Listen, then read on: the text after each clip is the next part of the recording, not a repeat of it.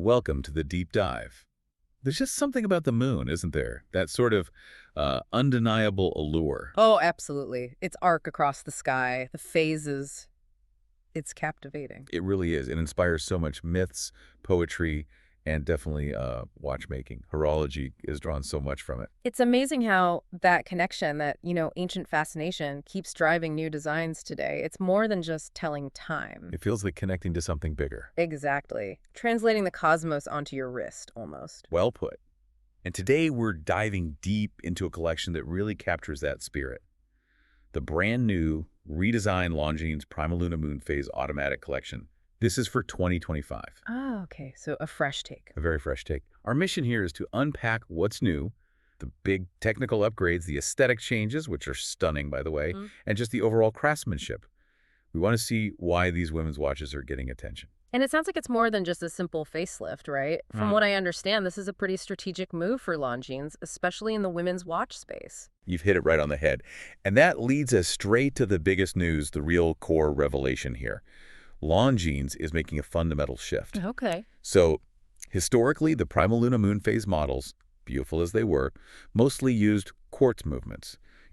Battery-powered, very precise. Right. The standard for many fashion-focused pieces. Exactly. But for 2025, they're going all in with sophisticated automatic mechanical movements for these new Moonphase watches. Wow. Okay.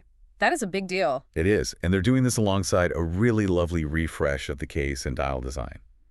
So the big question is, what does this shift to mechanical mean for you, the wearer, and, for the watch's value itself? Let's get into it. Sounds good. Where should we start? Maybe with the collection's history. Good idea. So the PrimaLuna line itself isn't brand new. It launched back in 2009. Right. And the name PrimaLuna was deliberately chosen, they said, to evoke the romantic nature of the moon, which, fits perfectly. It does set a certain tone, and it's worth remembering, I think, that even in the original lineup, some PrimaLuna models, the time and date ones, were already automatic. Ah, good point. But the Moonphase complication itself, that was traditionally quartz territory for this collection. So switching that specific complication to mechanical is, well, it's a significant step up. It changes how enthusiasts might view the line. Precisely. And Longines is actually calling this their mechanical game upgrade for 2025. They're putting these automatic movements in all the new 34mm Moonphase references. 34mm, okay. Nice size. Yeah. And for you, our listener, if you appreciate that traditional craft, the artistry of watchmaking, maybe what some people call the soul of a watch. Right. This is huge. It really transforms it. It's not just telling time. It's this tiny, intricate machine working on your wrist. There's a different feeling to it. Totally. And it feels like Longines are really listening, right? There's this growing demand from women who want watches that are beautiful, yes, but also have serious watchmaking chops inside. Absolutely. It's moving beyond just the accessory aspect. Women are seeking that authentic mechanical experience. Longines seems to be tapping right into that, offering complexity within a traditionally feminine design framework. And they've added something else with this mechanical upgrade too, haven't they? Yes, they've integrated a pointer date function. So you have a dedicated hand pointing to the date markings, usually around the edge of the dial. It's a nice classic touch that complements the Moonphase. Okay, so we've got this new mechanical heart. What about the outside? You mentioned a refreshed case design. Right. The aesthetics have definitely been refined. They're calling it a fluid design language, and you can really see that in the new 34mm case. It's 11.6mm thick, so it has presence but isn't overly bulky. Fluid how? What does that look like? Well, the whole case is polished, and the surfaces are gently domed, curved. They sort of flow into each other really smoothly. There aren't sharp angles. Okay. It creates the sensation of, well, fluidity, just like they said. It looks soft, almost liquid, and probably feels really nice on the wrist, like a smooth stone. That sounds lovely. And materials, are there options? Yes, good variety here. You've got the classic stainless steel, which is always versatile. Or you can go for a bimetal look steel mixed with either rose gold or yellow gold accents on the bezel and crown. Adds a bit of warmth and luxury. Nice. And I saw something about diamonds. You did. The steel model has an option where the bezel is set with, I think, 58 brilliant cut diamonds for a bit more sparkle. Definitely adds sparkle. But the real standout, the one they seem to be positioning as the flagship, uses mother of pearl. Ooh, okay. Specifically, a celestial blue mother-of-pearl dial. And the bezel on this one isn't diamonds. It's set with 48 blue sapphires. Sapphires. Wow. Yeah, and they're arranged in a subtle gradient. It really evokes that night sky theme beautifully. And this specific model comes paired with a matching blue alligator strap. It's a very cohesive, very luxurious look. That sounds stunning. And even with all this focus on the outside, they haven't hidden the new movement, right? No, and that's a great point. They've included a transparent case back, so you can actually flip the watch over and see the automatic movement ticking away inside. I love that. It's like a little window into the magic. It is. And it shows Longines is confident in the movement and knows their customers or potential customers might appreciate seeing it. It's a nod to the horological substance, not just the surface beauty. Makes sense.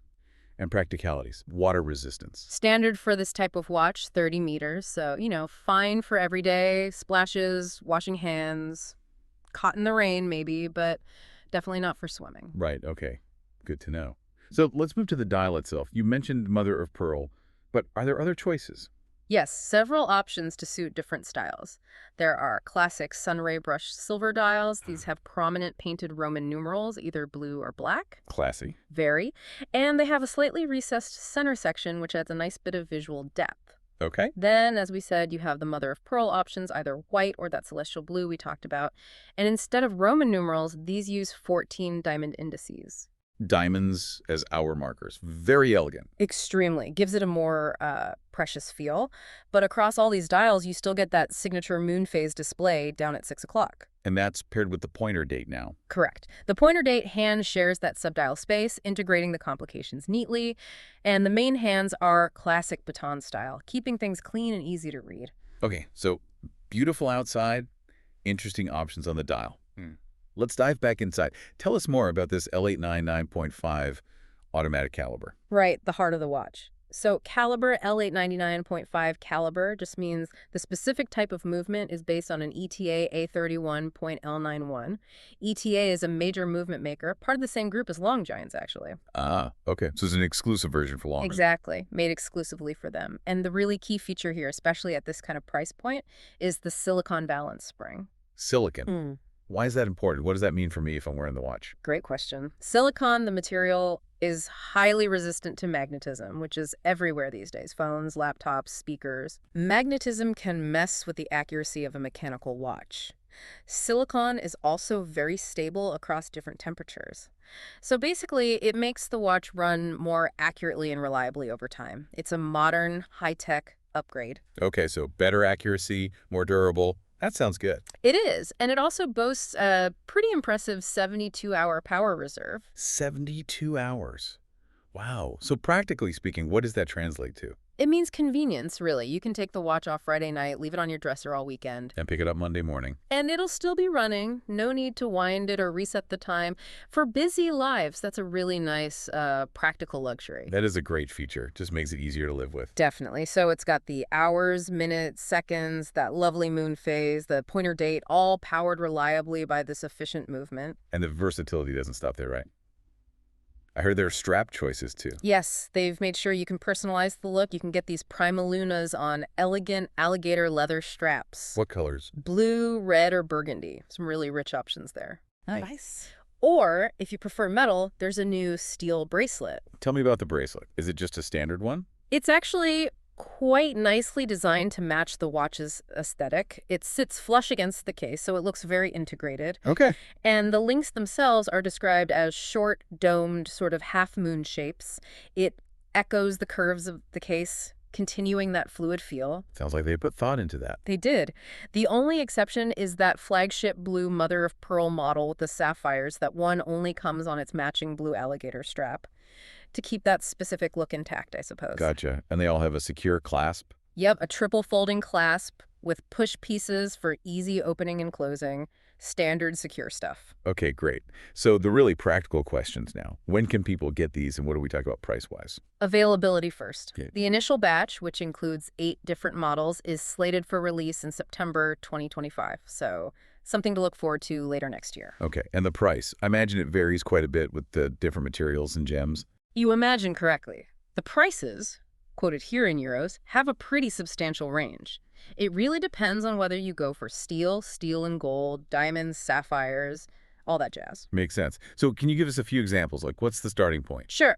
The entry-level model, the straightforward stainless steel case with the steel bracelet, is priced at EUR 2,850. Okay, 2,850 euro. Then, if you step up to something like the white mother-of-pearl dial with the diamond indices, still in steel, that's EUR 3,400. All right, a bit more for the MOP in diamonds. Exactly.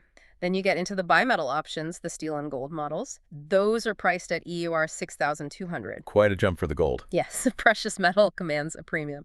And then the top tier one we discussed, that beautiful blue mother-of-pearl dial with diamond indices and the sapphire-set bezel. The flagship. That one comes in at EUR 6,600. So you can see there's a clear progression based on the materials and the gem setting involved. Definitely. It clearly shows what you're paying for the gold, the specific gems. Right.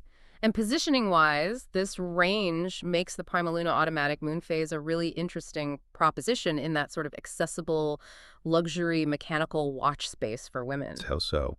Well, you're getting a significant upgrade, the automatic movement, the silicone balance spring, the refined design at prices that, while definitely premium, are still quite competitive when you look at other Swiss brands offering similar features. Longines is making a strong statement here. It certainly seems like it. So just to kind of wrap things up, this 2025 Longines PrimaLuna Moonphase Automatic collection feels like a real evolution, doesn't it? Absolutely. It takes that original romantic idea, refines the look beautifully, and crucially gives it that proper mechanical heart. It's more than just a pretty face now. It's a serious piece of watchmaking, a statement piece that tells a deeper story. Precisely. And so what for the listener, I think, is that this really shows Longines' commitment to offering women sophisticated mechanical options. They're not just defaulting to quartz for smaller or more decorative watches.